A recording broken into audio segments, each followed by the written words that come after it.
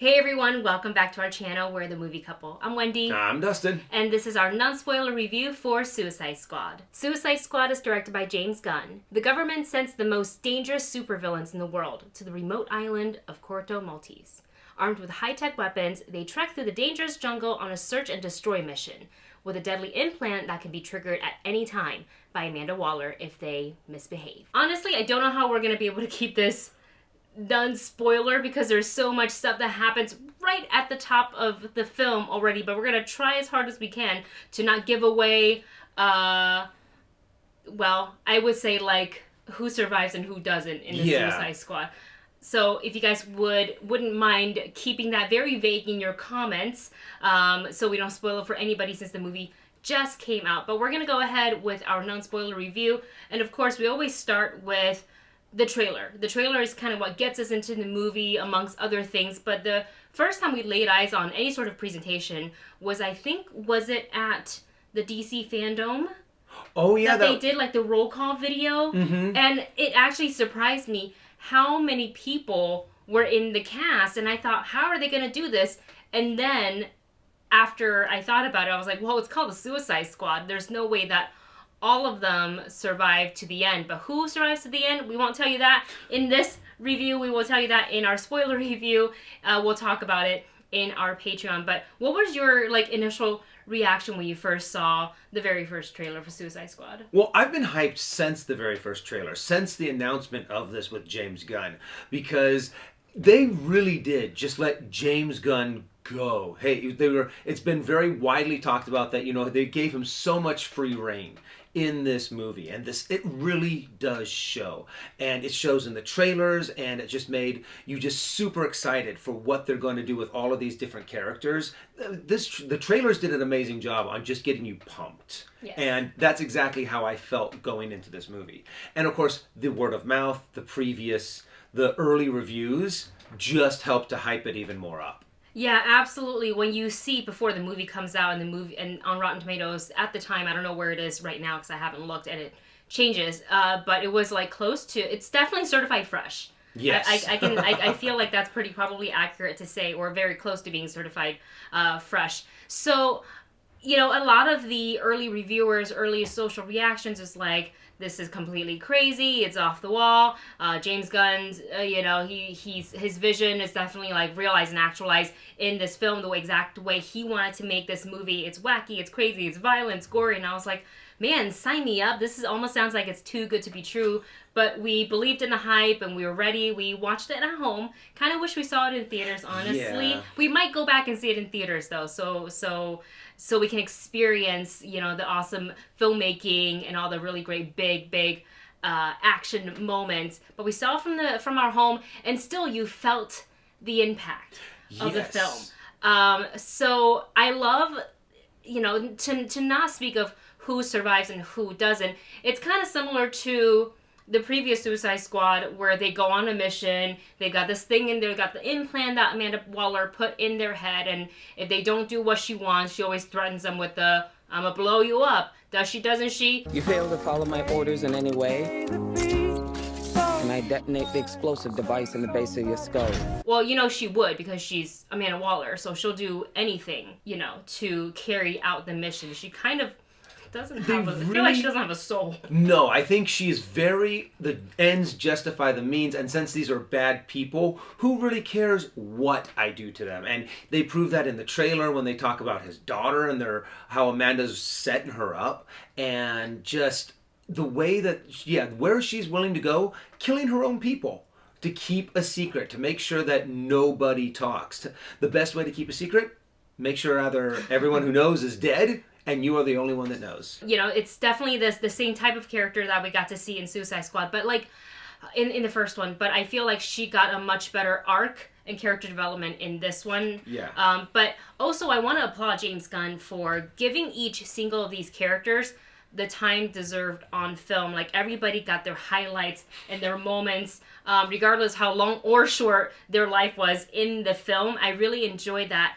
Moving on to sort of the filmmaking aspect of it, we saw on HBO Max, if you saw it, there was some behind the scenes stuff, and it showed like the red camera that they used, and you could tell that already as you're watching the movie. Prior to watching any of those behind the scenes stuff, you're like, wow, the way that they're filming this, it's really interesting. It really puts you in the action. It feels visceral. It feels raw. You're like standing right there with the characters. And it's there's also an interesting way that James Gunn utilized the scenery to put up a title card, which was so comic book for me, that I absolutely love. So if there will be another Suicide Squad or something like that, I want James Gunn back at the wheel. Yeah. You know, at the helm for that film. And I think as well as this movie is doing, it's going to get greenlit pretty soon. Because the cinematography of what you're talking about, they had some of these amazing panning action shots that they did with the red camera.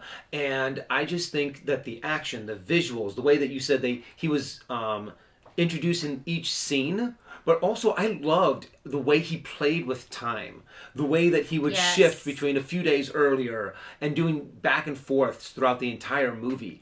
I like that kind of storytelling, to show you all of the chaotic things that are going on, and the fact that this is really just going nuts. Yeah. And I like he knew exactly what he wanted to present to you in just the right way. And there was a lot to go through too, because it's more than just sending a Suicide Squad to Corto Maltese for a search and destroy mission. There's also personal gains to be had by these characters if they do certain things that Amanda Waller is asking to do.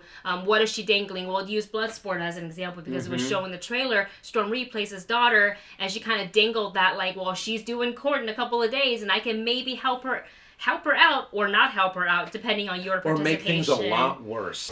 You're flexing in my door! Yes, so Idris Elba plays Bloodsport, and really kind of they lean into that of it. The very reluctant pseudo leader. You know, Rick Flag is really kind of like the squad leader here, but kind of Amanda is kind of encouraging. I don't know, I use that word lightly for Amanda, but she kind of, you know, talks about him being a leader. He's like, I'm not a leader, but I'm gonna do this because you threatened my daughter. I guess I don't have a way out because I'm in prison. And then we have, of course, Harley Quinn. Rick Flag is back. Captain Boomerang. We've got Peacemaker. We've got Polka Dot Man. Ratcatcher too, who is awesome in this film. So everybody is out there doing their thing, and I just love that the film allowed us to see every single one of their specialties. Like Bloodsport with his weapon and armor is so cool. Peacemaker, I think for John Cena, it's the perfect casting. You can tell how much fun he had. Oh my god. I can tell that one of the parts that he probably had the most fun with was with the headbutting between Bloodsport and Peacemaker. Yes. There is this one scene where it's pretty much like reminiscent of that scene from Lord of the Rings with Gimli and Legolas. But more bloody. And a lot. It is hilarious and really cool at the same time. Yeah, and speaking of blood, they don't shy away from any of the gore. No. Body parts are no longer intact. You definitely see all of the how do I say this? All the damage taken by all various kinds of peoples. From every kind of every wound scenario that you can think of. From being eaten by a giant shark that you saw on the trailer to some really just horrific, and you're like, oh!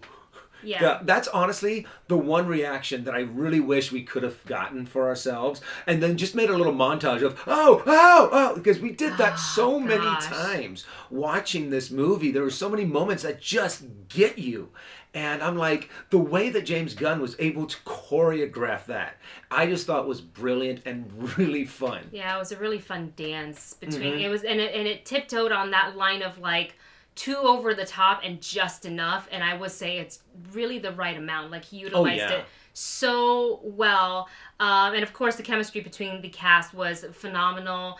I hope so. And I will say, later on in the trailer, we all know that the Suicide Squad is sent to the island for a search and destroy mission, specifically Project Starfish, not related to the term for butthole. No.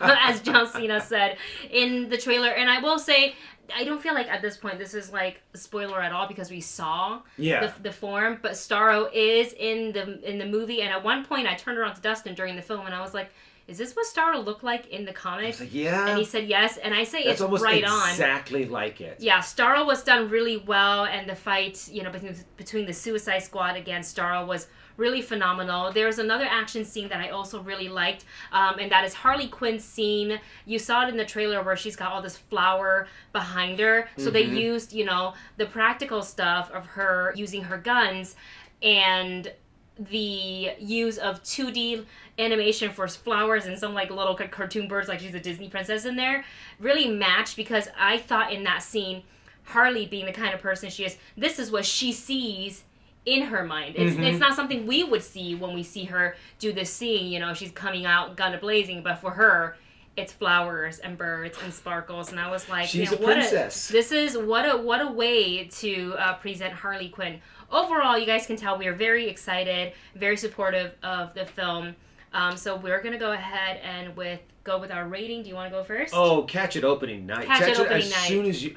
As soon as you can watch this, see it. Highly recommend. Very entertaining, just very well directed, very well written, and everything was great. Yes, I have so many fun moments that we're gonna get to talk about in the spoiler review. So make sure you head on over to our Patreon page. We have 2 tiers: $1 for general support, $3 you get everything else, all the bonus videos, mainly spoiler reviews. So go ahead and check that out. It is linked in the video description of this video. And my rating for this film is also catch it opening night. So good. Please comment. Your favorite character, without giving anything else away, in the comment section below. And with that said, we will see you guys over at Patreon for that spoiler review. Thank you so much for watching. Don't forget to like, share, and subscribe, and we'll see you soon.